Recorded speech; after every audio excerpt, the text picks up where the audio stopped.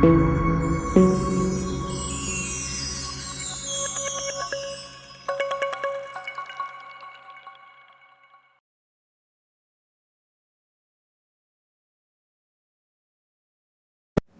ಮಾಡಿ. ಸೊ ಗೂಗಲಲ್ಲಿ first Google search ಮಾಡಿ. ಯಾಹೂ ಸರ್ಚಲ್ಲಿ ಇರುತ್ತೆ, ಒಂದ್ಸತಿ ಈ ಥರ ಯಾಹೂ ಸರ್ಚಲ್ಲಿ ಇರುತ್ತೆ. We need Google search.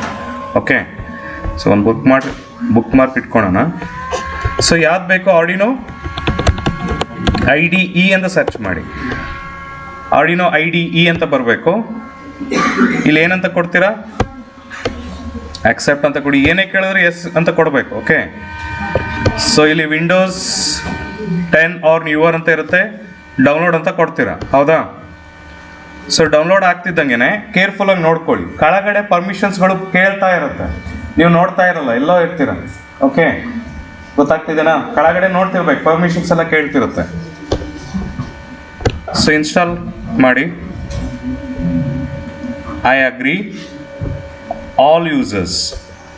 Next yes, again I agree, install, ಇಷ್ಟು ಕೊಡ್ತೀರಾ. ಗೊತ್ತಾಗ್ತಿದೆನಾ? ಕೆಳಗಡೆ ನೆಕ್ಸ್ಟ್ ಹೋಗ್ತಿದ್ದಂಗೆ ಸುಮ್ಮನೆ ಕಂಟಿನ್ಯೂಸ್ ಆಗಿ ಲೈಬ್ರರೀಸ್ಗಳು ಅದು ಅಂತ ಇದು ಅಂತ ಕೇಳ್ತಾನೆ ಇರುತ್ತೆ. ಅದು ಕಂಟಿನ್ಯೂಸ್ ಆಗಿ ಕೆಳಗಡೆ ಮಿನಿಮೈಸ್ ಆಗಿ ಬ್ಲಿಂಕ್ ಆಗ್ತಿರುತ್ತೆ, ಅದು ನೋಡ್ತಾನೆ ಇರಲ್ಲ ನೀವು. ಓಕೆ, ತೋರಿಸ್ತೀನಿ ನೋಡಿ ಕೆಳಗಡೆ ಯಾವ ಥರ ಪರ್ಮಿಷನ್ ಕೇಳುತ್ತೆ ಅಂತ. ಓಕೆ, ಸೊ ಈ ಥರ ಇನ್ಸ್ಟಾಲ್ ಆಗಬೇಕು ನೀಟಾಗಿ. ಓಕೆ, ಆರ್ಡಿನೋ ಯೂನೋ ಜೊತೆಗೆ ಇನ್ನು 2 ಬೋರ್ಡ್ ಇನ್ಸ್ಟಾಲ್ ಮಾಡಬೇಕು. ಆರ್ಡಿನೋ ಯೂನೋ ಬಿಲ್ಟ್ ಇನ್ ಬರುತ್ತೆ, ಆರ್ಡಿನೋ ಯೂನೋ ಏನೋ ಬಿಲ್ಟ್ ಇನ್ ಬರುತ್ತೆ. ಬಟ್ ESP8266 ಮತ್ತು ESP32 ಇವೆರಡನ್ನ ನಾವು ಇನ್ಸ್ಟಾಲ್ ಮಾಡಬೇಕು. ಅರ್ಥ ಆಗ್ತಿದೆನಾ? ಅಬ್ಸರ್ವ್ ಮಾಡಿ.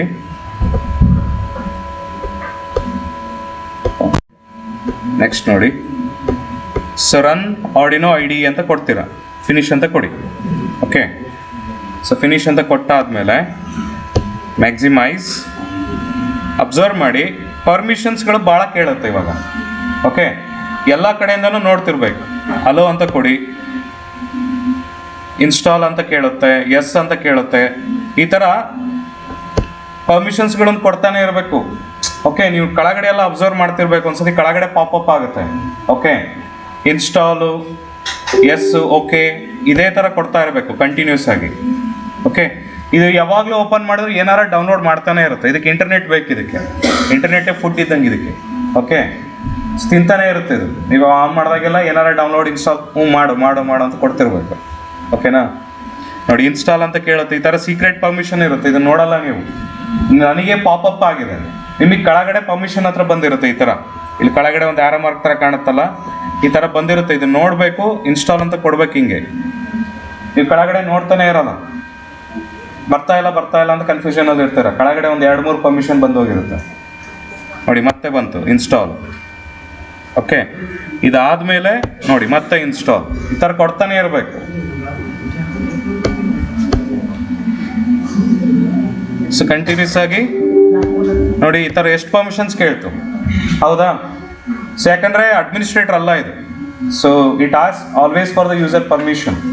ಲೈಬ್ರರೀಸ್ ಆಟೋಮೆಟಿಕ್ ಡೌನ್ಲೋಡ್ ಮಾಡಬೇಕಲ್ಲ ಎಲ್ಲದನ್ನು, ಯೂಸರ್ ಪರ್ಮಿಷನ್ ಇಲ್ಲದೆ ಡೌನ್ಲೋಡ್ ಮಾಡಲ್ಲ ಅದು.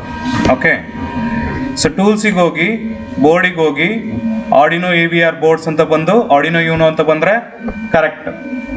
ನೋಡಿ ಏನಂತ ಇದೆ, Arduino YONO.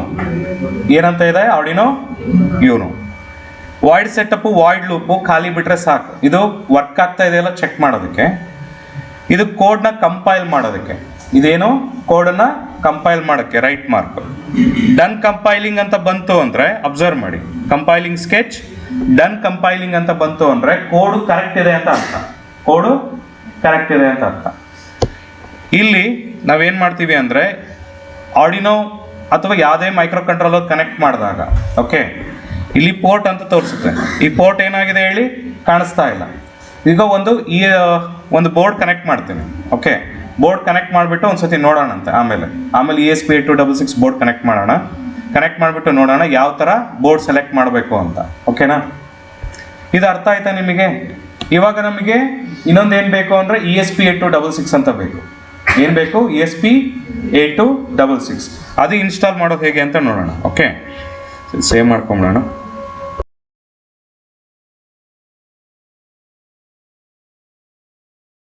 this part we are going to install ESP8266.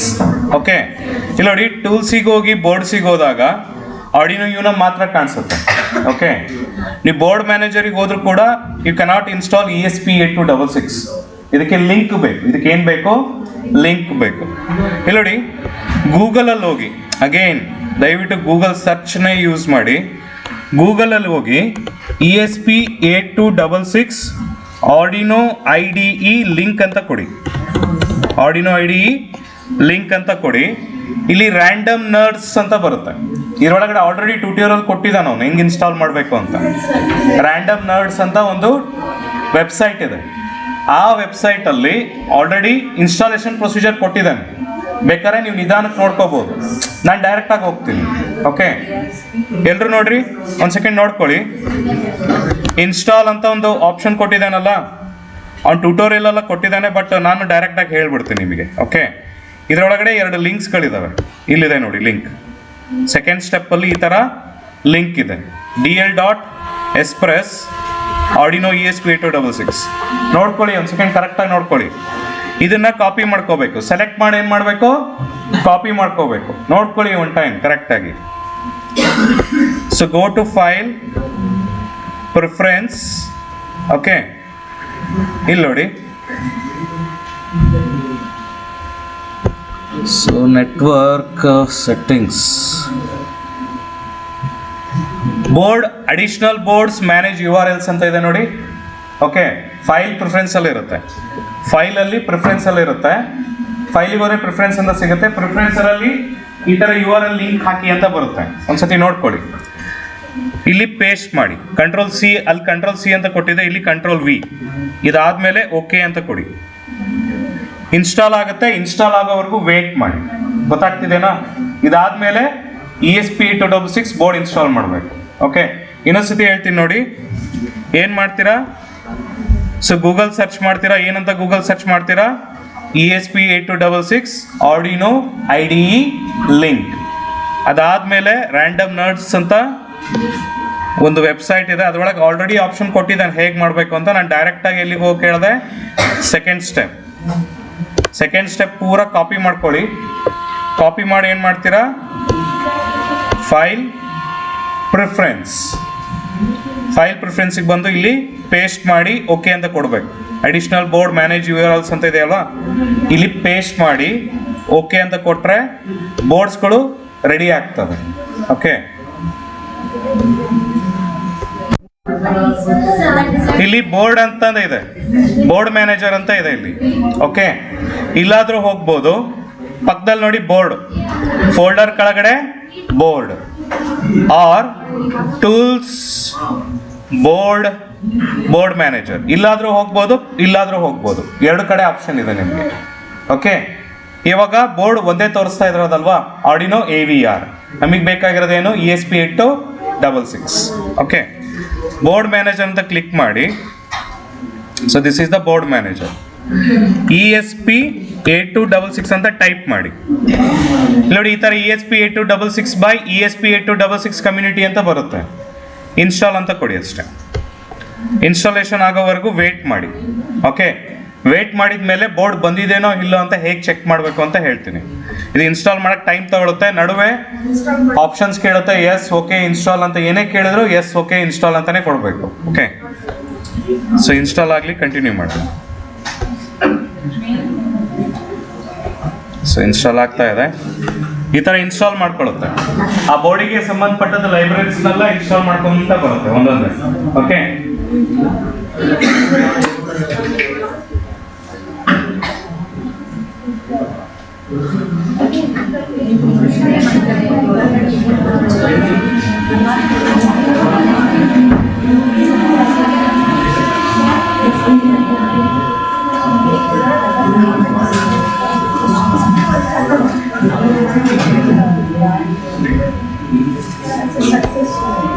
Okay, so successful install ಅಂತ ಬಂತ.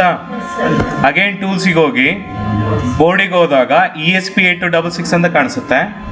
ಇದರಲ್ಲಿ ಏನು ಚೂಸ್ ಮಾಡಬೇಕು ಅಂದರೆ ನೋಡ್ MCU ವರ್ಷನ್ 1. ಇದರಲ್ಲಿ ಏನು ಚೂಸ್ ಮಾಡಬೇಕು ನೋಡಿ. ಹೆಂಗೆ ಹೋಗ್ತಾ ಇದ್ದೀವಿ? ಟೂಲ್ಸಿಗೆ ಹೋಗಿ ಬೋರ್ಡಿಗೆ ಹೋಗಿ ಇನ್ಸ್ಟಾಲ್ ಕರೆಕ್ಟ್ ಆಗಿ ಆಗಿದ್ರೆ ESP8266 ಅಂತ ಕಾಣುತ್ತೆ. ಅದ್ರ ಒಳಗಡೆ ಏನ್ ತಗೋಬೇಕು? ನೋಡ್ MCU ವರ್ಷನ್ 1. ಯಾವ್ದು ತಗೋಬೇಕು? ನೋಡ್ MCU ವರ್ಷನ್ 1. ಇಲ್ಲಿ ನೋಡಿ. ಸೊ ಇವಾಗ ಕೋಡ್ಸ್ ಎಲ್ಲ ನೋಡ್ MCU ಬೋರ್ಡಿಗೆ ಡಂಪ್ ಆಗಕ್ಕೆ ರೆಡಿ ಆಯ್ತು ಅಂತ ಅರ್ಥ. ನೀವು ಯಾವ ಬೋರ್ಡ್ ಚೂಸ್ ಮಾಡ್ತೀರಲ್ಲ, ಆರ್ಡಿನೋ ಯೂನೋ ಬೋರ್ಡ್ ಕನೆಕ್ಟ್ ಮಾಡ್ತಿದ್ದೀರಾ ಅಂದ್ರೆ ಆರ್ಡಿನೋ ಯೂನೋ ಬೋರ್ಡ್ನ ಸೆಲೆಕ್ಟ್ ಮಾಡಿ. If you are working on Arduino Uno, select Arduino Uno. Okay. If you are working on ESP8266, select node MCU version 1. Okay. So next step ESP32 ಹಾಕೋದು ಹೇಗೆ ಅಂತ ಹೇಳ್ತೀನಿ. Okay.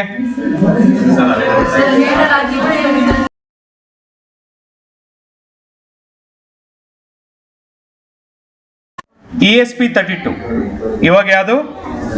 ESP32 same ಇದನ್ನ ಹೆಂಗೆ search ಮಾಡಿದ್ವಲ್ಲ 8266ನ ಅದೇ ಥರ search ಮಾಡಬೇಕು. Observe ಮಾಡಿ. ESP32 Arduino IDE link, same procedure, ಅದೇ ರ್ಯಾಂಡಮ್ ನರ್ಸ್ ವೆಬ್ಸೈಟು. ಅದಾದಮೇಲೆ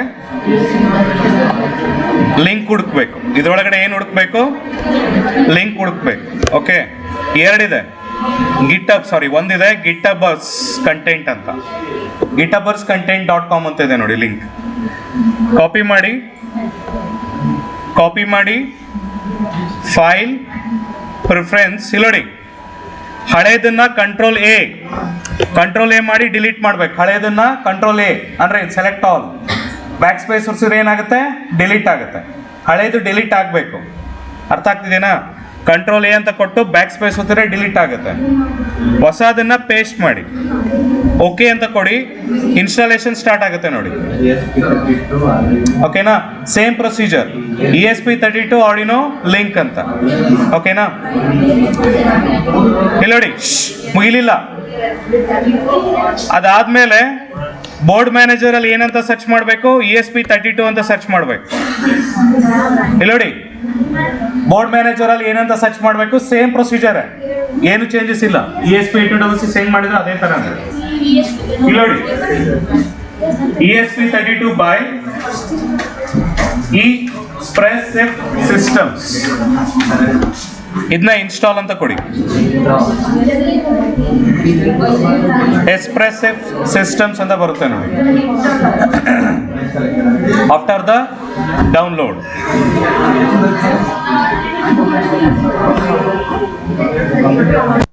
ಸೊ ಬೋರ್ಡ್ ಇನ್ಸ್ಟಾಲ್ ಆಗ್ತಾ ಇದೆ. ESP32 by Espressif Systems. So ಇಲ್ಲಿ ನೋಡಿ, ಈ ಲಿಂಕು ವರ್ಕ್ ಆಗುತ್ತೆ. ರ್ಯಾಂಡಮ್ ನರ್ಸ್ ಅಲ್ಲಿ 2 ಲಿಂಕ್ ಆದ್ರೂ ತಗೋಬಹುದು, ಇಲ್ಲ 1 ಲಿಂಕ್ ಆದ್ರೂ ತಗೋಬಹುದು. Okay. Either you can choose 1 link or you can choose both the links. 2 link choose ಮಾಡ್ಬೋದು, ಇಲ್ಲ 1 ಲಿಂಕ್ ಚೂಸ್ ಮಾಡ್ಬೋದು. ಓಕೆ. 2 ಲಿಂಕ್ ಚೂಸ್ ಮಾಡಿದ್ರೆ 2 ಬೋರ್ಡ್ ಕಾಣಿಸ್ಕೊಳ್ಳುತ್ತೆ, 1 ಲಿಂಕ್ ಚೂಸ್ ಮಾಡಿದ್ರೆ 1 ಬೋರ್ಡ್ ಕಾಣಿಸ್ಕೊಳ್ಳುತ್ತೆ. ಓಕೆ.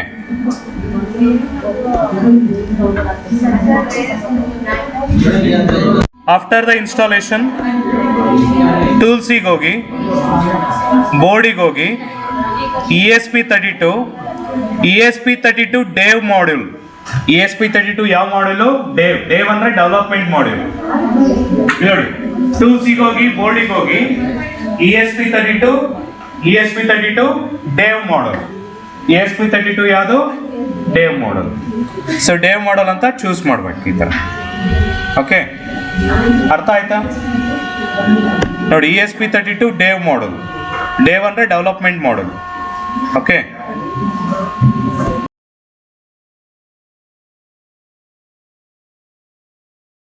ESP8266 board. ಇದು ಯಾವ ಬೋರ್ಡು? ESP8266. ಓಕೆ. ಇದು ಡೇಟಾ ಟ್ರಾನ್ಸ್ಫರ್ ಕೇಬಲ್ ಅಂತ ಹೇಳ್ತೀವಿ. Micro USB. ESP32 ಇದೇ ಕೇಬಲ್ಲು, ESP8266 ಇದೇ ಕೇಬಲ್. ಡೇಟಾ ಟ್ರಾನ್ಸ್ಫರ್ ಕೇಬಲ್ ಅಂತ ಹೇಳಬೇಕು. ಇಲ್ಲಾಂದ್ರೆ ಅವ್ರು ಚಾರ್ಜಿಂಗ್ ಕೇಬಲ್ ಕೊಟ್ಬಿಡ್ತಾರೆ, ಕನೆಕ್ಟ್ ಆಗಲ್ಲ. ಎಂಥ ಕೇಬಲ್ ಅಂತ ಹೇಳಬೇಕು? Data transfer. ನೋಡಿ ಕ್ವಾಲಿಟಿ ಹೇಗಿರುತ್ತೆ, ಈ ಥರ ತಗೋಬೇಕು. ESP32ಗೂ ಸೇಮು, ESP8266ಗೂ ಸೇಮ್. ಓಕೆ. ಇದನ್ನು ನೋಡಿ ಈ ಥರ ಕನೆಕ್ಟ್ ಮಾಡಬೇಕು. ಓಕೆ. ಅರ್ಥ ಆಯ್ತಾ? ಏನು ಮಾಡಿದ್ದೀವಿ? ಕನೆಕ್ಟ್ ಮಾಡಿದ್ದೀವಿ. Okay. So you have to connect like this. Okay, ಒಂದು ಸೆಕೆಂಡು ಮಾಡಿ ಕಂಟಿನ್ಯೂ. ಸೊ ಅಬ್ಸರ್ವ್ ಮಾಡಿ, ಇಲ್ಲಿ ನೋಡಿ, ಫಸ್ಟು ಪೋರ್ಟ್ಸ್ ಏನಾರ ಇದೆನಾ ಚೆಕ್ ಮಾಡ್ಕೋಬೇಕು. ಇಲ್ಲಿ ನಮ್ಮದು ಪೋರ್ಟ್ಸ್ ಯಾವುದು ಕಾಣಿಸ್ತಾ ಇಲ್ಲ. ಓಕೆ, ಯಾವುದಾದ್ರೂ ಹಳೆ ಪೋರ್ಟ್ ಇತ್ತು ಅಂದರೆ ನೋಟ್ ಡೌನ್ ಮಾಡ್ಕೋಬೇಕು. 4, 5, 6 ಅಂತ ಏನಾರ ಪೋರ್ಟ್ಸ್ ಇರುತ್ತೆ, ಅದನ್ನು ನೋಟ್ ಡೌನ್ ಮಾಡ್ಕೋಬೇಕು. ಈಗ ನೋಡಿ, ಸೊ ಇದನ್ನು ಕನೆಕ್ಟ್ ಮಾಡಬೇಕು. ಲ್ಯಾಪ್ಟಾಪಿಗೆ ಈ ಥರ ಕನೆಕ್ಟ್ ಮಾಡ್ತೀರಾ? ಸೊ ಇಲ್ಲಿ ನೋಡಿ, ಈ ಥರ ಬ್ಲಿಂಕ್ ಆಗುತ್ತೆ, ಬ್ಲೂ ಕಲರ್ ಕಾಣಿಸ್ತಿದೆನಾ? ಬ್ಲೂ ಕಲರ್ ಇದು ರೀಸೆಟ್ ಬಟನ್ನು. ಈ ರೀಸೆಟ್ ಬಟನ್ ನೋಡಿದ್ರೆ ಈ ಥರ ಕಾಣುತ್ತೆ. ಟೂಲ್ಸಿಗೆ ಹೋಗಿ ಪೋರ್ಟಲ್ಲಿ ಪೋರ್ಟ್ ನಂಬರ್ ಸೆಲೆಕ್ಟ್ ಆಗುತ್ತೆ. ಓಕೆ, ಸೊ ಇದು ಈ ಪೋರ್ಟ್ ವರ್ಕ್ ಆಗ್ತಿಲ್ಲ, ನೆಕ್ಸ್ಟ್ ಪೋರ್ಟ್ ನೋಡ್ತೀನಿ.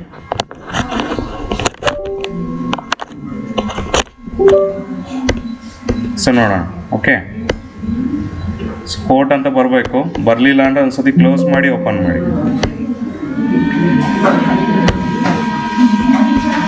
So open this.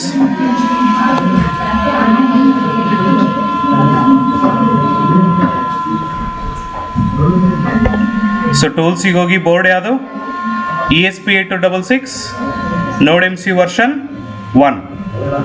ಓಕೆ, ಅದಾದಮೇಲೆ ಪೋರ್ಟ್ ಏನಂತ ತೋರಿಸ್ತಾ ಇದೆ? COM3.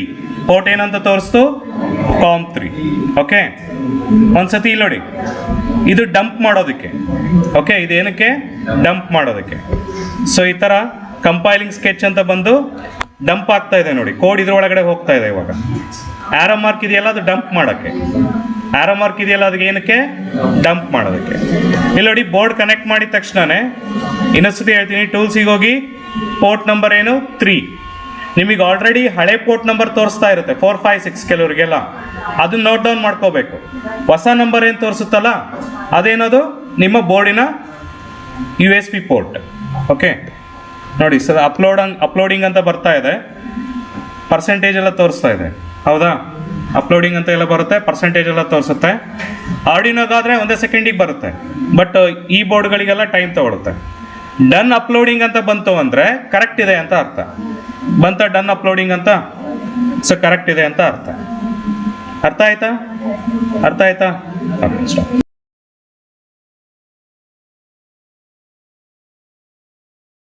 ಓಕೆ, ಸೊ ಇದು ಟೆಂಪರೇಚರ್ ಸೆನ್ಸಾರ್ ಕೋಡ್. ಇದು ಎಂತ ಕೋಡು? Temperature sensor code. ನೀವೇನಾದ್ರು ಡೈರೆಕ್ಟಾಗಿ ಕೋಡ್ ಹಾಕ್ಬಿಟ್ಟು ಕಂಪೈಲ್ ಅಂತ ಕೊಟ್ರೆ, ಲೈಬ್ರರಿ ಇಲ್ಲ ಅಂತ ಏನಂತ ಬರುತ್ತೆ? No such file or directory. ಈ ಎರರ್ನ ನೆನ್ಪಿಟ್ಕೋಬೇಕು. ಏನಂತ ಬರುತ್ತೆ? No such file or directory. ಈ ಎರರ್ ಏನರ್ಥ? ಆ ಲೈಬ್ರರಿ ಇಲ್ಲ ಅಂತ ಅರ್ಥ. ಏನಂತ ಅರ್ಥ? ಆ ಲೈಬ್ರರಿ ಇಲ್ಲ ಅಂತ ಅರ್ಥ. ಹೇಗೆ ಲೈಬ್ರರಿ ಡೌನ್ಲೋಡ್ ಮಾಡಬೇಕು ಅಬ್ಸರ್ವ್ ಮಾಡಿ. DHT.h ನ ಇದು ಕಾಪಿ ಮಾಡ್ಕೊತೀನಿ. ಯಾವ ಲೈಬ್ರರಿ ಇಲ್ಲ ಅದನ್ನ ಕಾಪಿ ಮಾಡ್ಕೊತೀನಿ. ಓಕೆ, ಯಾವ ಲೈಬ್ರರಿ ಇಲ್ಲ ಅದು ಏನು ಮಾಡಬೇಕು? ಕಾಪಿ ಮಾಡಬೇಕು. ಗೂಗಲಿಗೆ ಹೋಗಿ, ಇಲ್ಲೇ ಲೈಬ್ರರಿ ಮ್ಯಾನೇಜರಲ್ಲಿ ಡೌನ್ಲೋಡ್ ಮಾಡ್ಬೋದು, ತಲೆನೋವು ಕೆಲಸ ಅದು. ಹಾಗಾಗಿ ನಾವೇನು ಮಾಡ್ತೀವಿ, ಗೂಗಲಲ್ಲಿ ಹೋಗಿ ಆ ಲೈಬ್ರರಿ ಹೆಸರು ಹಾಕಿ DHT.h ಲೈಬ್ರರಿ ಡೌನ್ಲೋಡ್ ಅಂತ ಕೊಡ್ತೀವಿ. ಯಾವ ಲೈಬ್ರರಿನೋ ಆ ಲೈಬ್ರರಿ ಹೆಸರು. ಓಕೆ, .h ಅನ್ನೋದೇನೋ ಫಾರ್ಮ್ಯಾಟ್. ಓಕೆ, ಸೊ ಯಾವಾಗಲೂ ಗಿಟ್ಹಬ್ ಇಂದ ಯೂಸ್ ಮಾಡ್ತೀವಿ. ಲೈಬ್ರರಿ ಎಲ್ಲಿಂದ ಡೌನ್ಲೋಡ್ ಮಾಡ್ತೀವಿ? ಆದಷ್ಟು ಗಿಟ್ಹಬ್. ಈಗ ಗಿಟ್ಹಬ್ ಸೆಲೆಕ್ಟ್ ಮಾಡಿದ ತಕ್ಷಣವೇ ಈ ಥರ ಗ್ರೀನ್ ಕಲರ್ ಬರಬೇಕು, ಕೋಡ್ ಅಂತ. ಇದರೊಳಗೆ ಡೌನ್ಲೋಡ್ ಜಿಪ್ ಅಂತ ಕೊಡ್ತೀನಿ. ಏನಂತ ಕೊಡ್ತೀನಿ? Download zip. ಏನಂತ ಡೌನ್ಲೋಡ್ ಆಯ್ತು ನೋಡಿ, DHT ಸೆನ್ಸಾರ್ ಲೈಬ್ರರಿ ಮಾಸ್ಟರ್. ಈಗ ಇದನ್ನ ಆರ್ಡಿನೋ ಲೈಬ್ರರಿ ಒಳಗಡೆ ಹಾಕೋಬೇಕು. ಎದ್ರೊಳಗಡೆ ಹಾಕೋಬೇಕು? ಆರ್ಡಿನೋ. ಇಲ್ಲಿ ನೋಡಿ, ಬರ್ಕೊಳ್ಳಿ, sketch include library add zip library ಬರ್ಕೊಳ್ಳಿ. Sketch include library add zip library. Okay, sketch ಅಲ್ಲಿ include library add zip library. ಬರೀ ಲೈಬ್ರರಿ ಡೌನ್ಲೋಡ್ ಮಾಡೋದಷ್ಟೇ ಕೆಲಸ. ಲೈಬ್ರರಿನ ಏನ್ ಮಾಡೋದು ಕೆಲಸ? ಡೌನ್ಲೋಡ್ ಮಾಡೋದಷ್ಟೇ ಕೆಲಸ. Okay, add zip library. Okay, ನೋಡ್ಕೊಳ್ಳಿ, ಆಡ್ ಜಿಪ್ ಲೈಬ್ರರಿ ಅಂತ ಕೊಟ್ಟ ತಕ್ಷಣನೇ ಎಲ್ಲಿ ಡೌನ್ಲೋಡ್ ಆಗಿತ್ತು? ಡೌನ್ಲೋಡ್ಸ್ ಅಲ್ಲಿ ಇತ್ತಲ್ವಾ? Select the library and open. Select the library and open.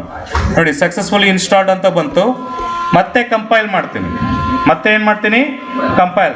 Remember board selection model ಇರಬೇಕು ಯಾವಾಗಲೂ. ಬೋರ್ಡ್ ಹೇಗಿರಬೇಕು? ಸೆಲೆಕ್ಷನ್. ಮತ್ತೆ ಕಂಪೈಲ್ ಮಾಡ್ತೀನಿ.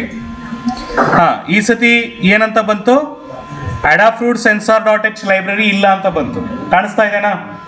ಯಾವ ವರ್ಡನ್ನು ಹುಡುಕ್ಬೇಕು ನೀವು ಅಂದ್ರೆ, ಯಾವ ವರ್ಡನ್ನು ಹುಡುಕ್ಬೇಕು? No file or such directory. ಈ ವರ್ಡನ್ನ ಯಾವಾಗಲೂ ತಲೆಯಲ್ಲಿ ಇಟ್ಕೋಬೇಕು. ಗೊತ್ತಾಗ್ತಿದೆನಾ? No such file or directory ಅಂತ ಬಂದ್ರೆ ಮಾತ್ರ ಏನು ಲೈಬ್ರರಿ ಇಲ್ಲ ಅಂತ ಅರ್ಥ. ಸೊ ಇದನ್ನೊಂದು ತಗೊಂತೀನಿ. ಏನು ಮಾಡ್ಬೇಕು ಹೇಳಿ? ಕಾಪಿ. ಏನು ಮಾಡ್ಬೇಕು ಹೇಳಿ? ಗೂಗಲಲ್ಲಿ ಪೇಸ್ಟ್ ಮಾಡಬೇಕು. ಯಾವ ಲೈಬ್ರರಿ ಇಲ್ಲ ಆ ಲೈಬ್ರರಿನ ಕಾಪಿ ಮಾಡಬೇಕು, ಗೂಗಲಲ್ಲಿ ಪೇಸ್ಟ್ ಮಾಡಬೇಕು. ಓಕೆ. ಯಾವ ವೆಬ್ಸೈಟಿಗೆ ಹೋಗೋಕೆ ಹೇಳಿದೆ ನಿಮಗೆ? ಗಿಟ್ ಹಬ್. ಇಲ್ಲಿ ಕೋಡ್ ಹತ್ರ ಏನಂತ ಕೊಡಬೇಕು? ಕೋಡ್ ಹತ್ರ ಏನಂತ ಕೊಡಬೇಕು? Download zip file. Download zip. So download ಆಯ್ತಾ? ಸೊ ಏನಂತ ಡೌನ್ಲೋಡ್ ಆಯಿತು ಅಂತ ನೋಟ್ ಮಾಡ್ಕೊಳ್ಳೋಣ. Adafruit sensor master. ಇಲ್ಲಿ ನೋಡಿ, ಎಲ್ಲಿಗೆ ಹೋಗ್ಬೇಕು? Sketch, include library, add zip library. ನೋಡಿ, ಲೈಬ್ರರಿ ಇಶ್ಯೂಸ್ ಇರುತ್ತೆ. ಎಲ್ಲರೂ ಕೋಡ್ ಇಶ್ಯೂಸ್ ಅಂತ ಕನ್ಫ್ಯೂಸ್ ಆಗ್ತಾರೆ. ಕೋಡ್ ಸರಿ ಇಲ್ಲ ಅಂತ. ಲೈಬ್ರರಿ ಬೇಕು. ಪ್ರತಿಯೊಂದು ಕೋಡ್ ರನ್ ಆಗಬೇಕು ಅಂದ್ರೆ ಲೈಬ್ರರಿ ಬೇಕು. ಸಿಮ್ಯುಲೇಷನಲ್ಲಿ ಅದೇ ಕೆಲಸ ಮಾಡ್ತಿದ್ವಲ್ವಾ? ಓಪನ್ ಅಂತ ಕೊಡಿ. ಸೊ ಇನ್ಸ್ಟಾಲ್ ಆಗುತ್ತೆ. ಸಕ್ಸಸ್ಫುಲಿ ಇನ್ಸ್ಟಾಲ್ಡ್ ಅಂತ ಬಂತು. ಮತ್ತೆ ಕಂಪೈಲ್ ಮಾಡೋಣ. ಮತ್ತೆ ಏನು ಮಾಡೋಣ? ಕಂಪೈಲ್ ಮಾಡೋಣ. ಕಂಪೈಲ್ ಆಗ್ತಾ ಇದೆ. ಡನ್ ಕಂಪೈಲಿಂಗ್ ಅಂತ ಬಂತು ಅಂದರೆ ಕೋಡ್ ಕರೆಕ್ಟ್ ಇದೆ ಅಂತ ಅರ್ಥ. ನೋಡಿ, this is not A error, this is A information. Red colour, orange colour ಎಲ್ಲ ಎರರ್ ಇರಲ್ಲ. ಏನಂತ ಬಂತು? Done compiling. ಯಾವಾಗ ಡನ್ ಕಂಪೈಲಿಂಗ್ ಅಂತ ಬರುತ್ತೋ ಅವಾಗ ನಮ್ಮ ಕೋಡ್ ಕರೆಕ್ಟ್ ಇದೆ ಅಂತ ಅರ್ಥ. ಅಲ್ಲಿವರೆಗೂ ಅದು ರೆಡ್ ಲೈನು ಅವು ಇವು ಇಶ್ಯೂಸ್ ತೋರಿಸ್ತಾನೆ ಇರುತ್ತೆ. ಫಸ್ಟು ಇಶ್ಯೂ ಏನು? Library issue. ಓಕೆನಾ? ಅದು ಬಿಟ್ಟರೆ ನೀವೇನಾರ ಈ ಥರ ಬ್ರ್ಯಾಕೆಟ್ ಮಿಸ್ ಮಾಡಿದ್ರಿ ಅಂತ ಇಟ್ಕೊಳ್ಳಿ, ಕೋಲನ್ ಮಿಸ್ ಮಾಡಿದ್ರಿ ಟೈಪ್ ಮಾಡುವಾಗ. ಈಗ ನೋಡಿ, 11ನೇ ಲೈನಲ್ಲಿ ನಾನು ಕೋಲನ್ ಮಿಸ್ ಮಾಡಿದ್ದೀನಿ. ಎರರ್ ಯಾವ ಥರ ಹೇಳುತ್ತೆ ಅಬ್ಸರ್ವ್ ಮಾಡಿ. ತೋರಿಸ್ತಾ ಇದೆ ತಾನೆ? 11ನೇ ಲೈನಲ್ಲಿ ಏನು ಹಾಕ್ಬೇಕಿತ್ತು ನಾನು? ನೀಟಾಗಿ ಹೇಳ್ತಾ ಇದೆ ತಾನೆ? ಭಾಳಷ್ಟು ಜನ ಈ ಎರರ್ ಓದೋದೇ ಇಲ್ಲ. ಅದು ಎರರ್ ಅಲ್ಲ, ಅದು ವಿತ್ ಸೊಲ್ಯೂಷನ್ ಕೇಳುತ್ತೆ. ಅದು ಸೊಲ್ಯೂಷನ್ ಕೊಡುತ್ತೆ. ಅದು ಏನು ಮಿಸ್ ಆಗಿದೆ? DSV ಬಿಗಿನ್ ಹತ್ರ ಏನು ಮಿಸ್ ಆಗಿದೆ? ಸೆಮಿಕೋಲನ್. ಸೊ ವಾಪಸ್ ಹಾಕಿದ್ವಿ ಅಂದರೆ ಮತ್ತೆ ಎರರ್ ಬರೋಲ್ಲ. ನೋಡಿ, ಕಂಪೈಲ್ ಎರರ್ ಅಂತ ಬಂತು. ಏನಂತ ಬಂತು? Compilation error. So just click verify ನಾವು. ಎರರ್ನ ಸಾಲ್ವ್ ಮಾಡೋದು ಹೀಗೆ. ಅದು ಏನು ಹೇಳ್ತಾ ಇದೆ ಅರ್ಥ ಮಾಡ್ಕೋಬೇಕು ಅದು. ಓಕೆ. ಸೊ ಡನ್ ಕಂಪೈಲಿಂಗ್ ಇಷ್ಟೇ. ಅದಾದ್ಮೇಲೆ ಏನು ಮಾಡ್ತೀರಾ? ಕೋಡ್ ಸೆಲೆಕ್ಟ್ ಆಗಿದೆ ಅಲ್ವಾ? ಕನೆಕ್ಟ್ ಮಾಡಿರೋದು ಯಾವುದು? ESP8266. ಡಂಪ್ ಅಂತ ಕೊಡಿ ಕೋಡನ್ನ. ಈಗ ನೋಡಿ, ಆ ಆರೋ ಮಾರ್ಕ್ ಇದೆಯಲ್ಲ, ಅದು ಡಂಪ್. ಕೋಡ್ನ ಡಂಪ್ ಮಾಡ್ತಾ ಇದೆ. ಕಂಪೈಲ್ ಆದ್ಮೇಲೆ ಏನು ಮಾಡೋದು? ಕೋಡನ್ನ ಡಂಪ್ ಮಾಡೋದು. ಅರ್ಥ ಆಯ್ತಾ? ಸೊ ಆಕ್ಚುಲ್ ಆಗಿ ಡಂಪ್ ಆಗುವಾಗ ಏನು ಬರುತ್ತೆ? ಪರ್ಸೆಂಟೇಜ್ ಬರ್ತಾ ಇದೆ. ಅಬ್ಸರ್ವ್ ಮಾಡ್ತಿದ್ದೀರಾ? ಏನು ಬರುತ್ತೆ ಈ ಥರ? ಪರ್ಸೆಂಟೇಜ್. ನೋಡಿ, ಲೈಬ್ರರಿ ಇನ್ಸ್ಟಾಲ್ ಮಾಡೋದು ನಾನು ಯಾವಾಗ ಕೋಡ್ ಕೊಡ್ತೀನಿ ಈ ಗ್ರೂಪಲ್ಲಿ ಹಾಕ್ತೀನಿ. ಆ ಕೋಡ್ನೆಲ್ಲ ಕಂಪೈಲ್ ಮಾಡ್ಬೇಕು ನೀವು. ಓಕೆ. ಅಪ್ಲೋಡಿಂಗ್, ಡನ್ ಅಪ್ಲೋಡಿಂಗ್ ಅಂತ ಬಂತು. ಇಲ್ಲಿ ನೋಡಿ, ಈ ಸೀರಿಯಲ್ ಮಾನಿಟರ್ ಬಗ್ಗೆ ಯಾವಾಗಲೂ ಹೇಳ್ತಾ ಇದೆ, ನೆನಪಿದೆನಾ? Serial begin ನೆನಪಿದೆನಾ? 9600. ಇವಾಗ ನೋಡಿ, ಸೀರಿಯಲ್ ಬಿಗಿನ್ ರಿಯಲ್ ಟೈಮಲ್ಲಿ. ಟೂಲ್ಸಿಗೆ ಹೋಗಿ ಸೀರಿಯಲ್ ಮಾನಿಟರ್ ಅಂತ ತಗೋಬೇಕು. ಎಲ್ಲಿರುತ್ತೆ ಸೀರಿಯಲ್ ಮಾನಿಟರು? ಟೂಲ್ಸ್. ಇಲ್ಲಿ ಬಾರ್ಡ್ ರೇಟ್ ಏನು? 9600. ಈ ಬಾರ್ಡ್ ರೇಟಲ್ಲಿ ಪ್ರಿಂಟ್ ಆಗ್ತಾ ಇದೆ. ನೋಡಿ ಏನಂತ ಬರ್ತಾ ಇದೆ? Fail to read from DHT11. ಯಾಕಂದರೆ ನಾವು DHT11 ಕನೆಕ್ಟೇ ಮಾಡಿಲ್ಲ. ಸೆನ್ಸಾರ್ ಕನೆಕ್ಟ್ ಮಾಡಿದ್ರೆ ಇಷ್ಟೊತ್ತಿಗೆ ರೀಡಿಂಗ್ ತೋರಿಸ್ತಾ ಇತ್ತು. ಓಕೆ. ಅರ್ಥ ಆಯ್ತಾ ನಿಮಗೆ? ಕ್ಲಾರಿಟಿ ಸಿಗ್ತಾ? ಟೂಲ್ಸಿಗೆ ಹೋಗಬೇಕು. ಬೋರ್ಡ್ ಯಾವುದು? ನೋಡ್ MCU. ಪೋರ್ಟು ಸೆಲೆಕ್ಟ್ ಮಾಡೋದು. ನೆಕ್ಸ್ಟ್ ಏನು ಮಾಡ್ತೀರಾ? ಡಂಪ್ ಮಾಡ್ತೀರಾ. ಸೀರಿಯಲ್ ಮಾನಿಟರ್ ಬೇಕಂದ್ರೆ ಎಲ್ಲಿ ಹೋಗ್ಬೇಕು ಅಂತ ಹೇಳಿದೆ ಹೇಳಿ? Tools, serial monitor. Border rate ಏನು ಕೊಟ್ಟಿದ್ದೀವಿ ನಾವು? 9600. So tools, serial monitor. ಇಲ್ಲಿ ಏನಂತ ಚೂಸ್ ಮಾಡಬೇಕು, 9600 ಪ್ರಿಂಟ್ ಆಗೋದು ಕಾಣಿಸ್ತಾ ಇದೆನಾ?